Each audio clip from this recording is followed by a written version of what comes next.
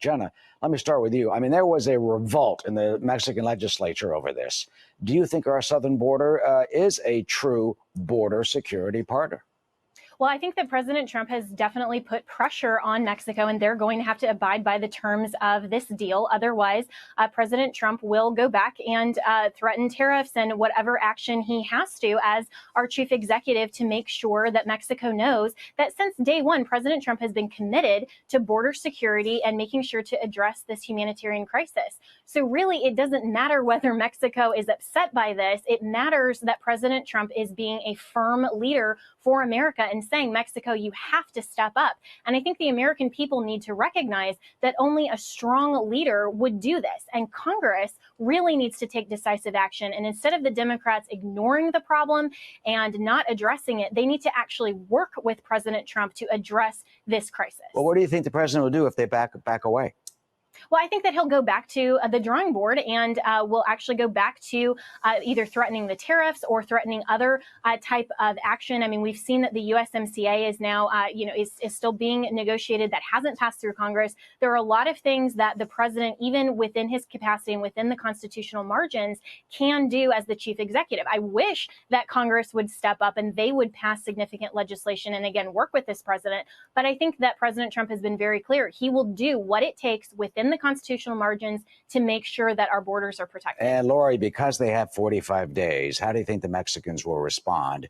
Do you think we will see genuine progress on this issue, or will the president be forced to take action that he threatens?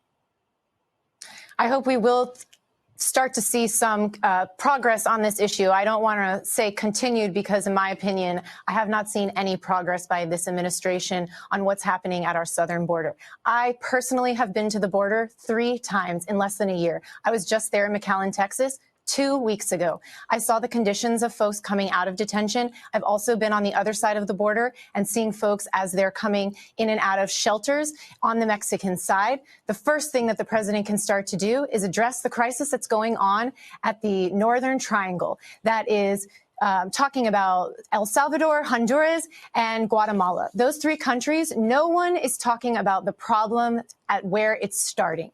These people are coming from these countries because of a reason: violence, drugs, persecution, human trafficking, sex trafficking. The list goes on. Nothing is being done to address that issue. People will continue to come for safety, for security, and to preserve their life, because this is what this is about, is survival. And we need to start addressing the issue, which is talking about these 3 countries in this Northern Triangle, of the why folks are coming here, and working with those countries to try to stop the crisis that's coming. Let's start addressing it from a foreign policy standpoint and from national security, along with the humanitarian crisis that's happening here in our border. It is a travesty. Someone who was talking about that was on the Fox News town hall we had the other week, or a few days ago. Julian Castro, running for president. Here's what he said directly on exactly what you said.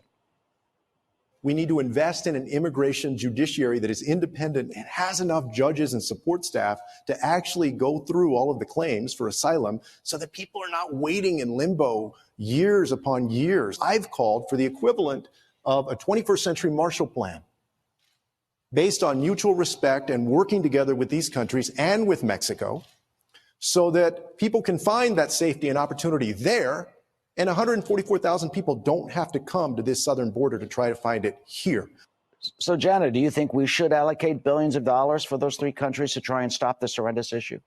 Well, I think that there definitely are legitimate asylum claims, and there are some people that legitimately fear persecution, and they are running for their lives. And that's why we do have an immigration system. But again, it's broken, and the Democrats in Congress refuse to pass meaningful immigration reform. Well, what the Democrats are ignoring. They do support immigration bills. They just don't want to support and fund the wall. And they don't want to support border security. And what they're turning a blind eye to is the illegal immigration. And the reason that the asylum system is so overwhelmed is that you have a vast majority and significant margins, I mean, upwards of 80% of asylum claims that ultimately result in these bogus claims. I mean, coming here and using our system just for economic reasons or saying, well, we want a better life, that's not what our asylum system is for. But what about what the Democrats or some are saying, what Lori just mentioned, some like Marshall type program for those 3 Central American countries? Do you think the president would support that? Well, and I think that that's something that he's definitely willing to look at. And I think that we have to, as a nation, determine what type of interventionism and what type of steps will we take to prevent these types of things rather than border security. And I don't think these are mutually exclusive alternatives. And if the Democrats are willing to come to the table in good faith and say, yes, we are willing to fund the wall, we're willing to look at our own border security, because this is the American government. We have to protect and preserve our country first. And how do we best do that? Rather than playing these political games, Congress isn't even willing to look at border security before they're willing to look at other things and actually inflate the system and say, oh, this is all about only humanitarianism. This is only about legitimate asylum claims. When we look at the numbers, when we look at the facts, that's simply not true. Well, we have to address both at the same time. And I do think, Eric, President Trump is absolutely willing to look at this, but Congress has to be willing to reciprocate. And you did hit something on the head we just mentioned in terms of the percentages of asylum claims. And Laura, let's finish up with you. According to Syracuse University, upwards of nearly 69% of asylum claims from folks from El Salvador are rejected. 76% rejected from Honduras. 75% rejected from Guatemala. It is their right to come here legally and seek asylum. But finally, what does it say about the whole system when the vast majority from those three countries are going through the court system and it's determined that they do not have legitimate reasons to seek asylum here? So these migrants are receiving information, the wrong information from the start, from where their destination, where their journey begins.